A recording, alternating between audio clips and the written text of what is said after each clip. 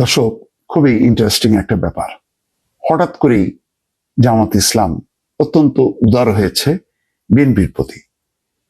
কিন্তু খেয়াল করেন তো, সম্প্রতি বা কিছুকাল আগেও গত এক বছর ধরে ক্রমাগতভাবে বিএনপিকে ভিলেন বানানোর চেষ্টা হয়েছে, প্রধানত জামাত ইসলামের পক্ষ থেকে। বিএনপি চাঁদাবাজ, দুর্নীতিবাজ এবং তারা স্বৈরাচারের দোসর, তারা আসলে ভারতের বদলেহন করবে এবং শেখ হাসিনা যা যা করেছে তাইতেই করবে, তেমনটা।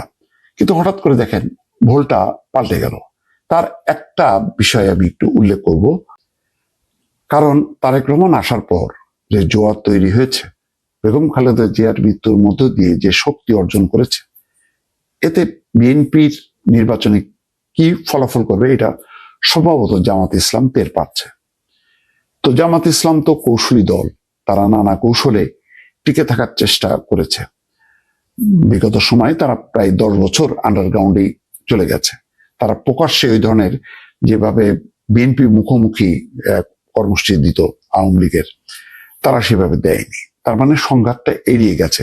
যেহেতু তাদের ক্ষয়ক্ষতি হয়েছে, তাদের নেতারা বিচারিক হত্যাকাণ্ডের শিকার হয়েছে, আর যাতে না হয় সে কারণে হয়তো তারা এই কৌশলের মধ্য দিয়ে তারা তাদের শক্তিটা বাড়িয়েছে। সেই শক্তির বহিঃপ্রকাশ আমরা বেশ কিছু ছাত্র সংসদ নির্বাচন, রাকসুতে বিজয়ের মধ্যে দিয়ে দেখলাম।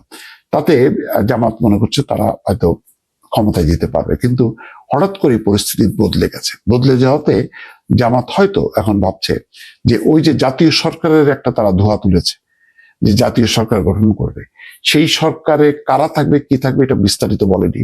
কিন্তু গতকালকে তারেক রহমানের সঙ্গে সাক্ষাতের পর তারা বলেছে যে আগামী 5 বছর দেশের স্থিতিশীলতার স্বার্থে একসঙ্গে কাজ করা যায় কিনা। তার মানে জামাত বিএনপিকে নিয়ে থাকতে চায়। এখন প্রশ্ন হলো, নির্বাচনে যদি জামাত বিজয়ী হয় তাহলে প্রধানমন্ত্রী কি হবেন, তারেক রহমান নাকি শফিকুর রহমান? বিএনপি জানে যে তারা যদি জয়ী হয় তাদের নেতা হবেন তারেক রহমান। তারেক রহমান কি শফিকুর রহমান জামাতকে নিয়ে জাতীয় সরকার করবে? কারণ দুই দলেরই কিন্তু জাতীয় সরকারের ডাক, আওয়াজ। এখন জাতীয় সরকার মানে সব দলকে নিলে বিরোধী দলের প্যাটার্নটা কেমন হবে? থাকতে পারে সরকারেও বিরোধী মতের লোক থাকতে পারে, সেটার একটা ভারসাম্য থাকতে পারে। এখন জাতীয় পার্টি তো সেইটা দেখাতে পারেনি যে সরকারের থেকেও বিরোধিতা করা যায়, পার্লামেন্টের থেকেও বিরোধিতা করা যায়। এখন কি আমরা সেরকম দিকে যাব কিনা, বা মানে বিএনপি তাতে রাজি হবে কিনা? বিএনপি কিন্তু এখন মুখ খোলেনি।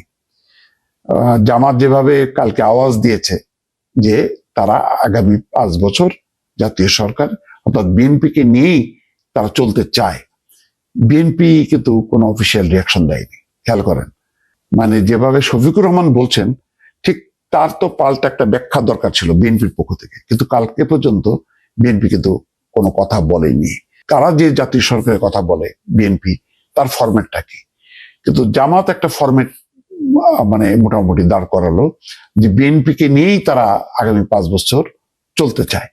এখন দেখার পালা যে বিএনপি আসলে এই জামাতের এই জাতীয় সরকারের যে ফরম্যাট যা বলছে তাতে তারা তাদের অবস্থানটা কি, রাজনৈতিক অবস্থানটা কি, এটা খুবই গুরুত্বপূর্ণ দর্শক।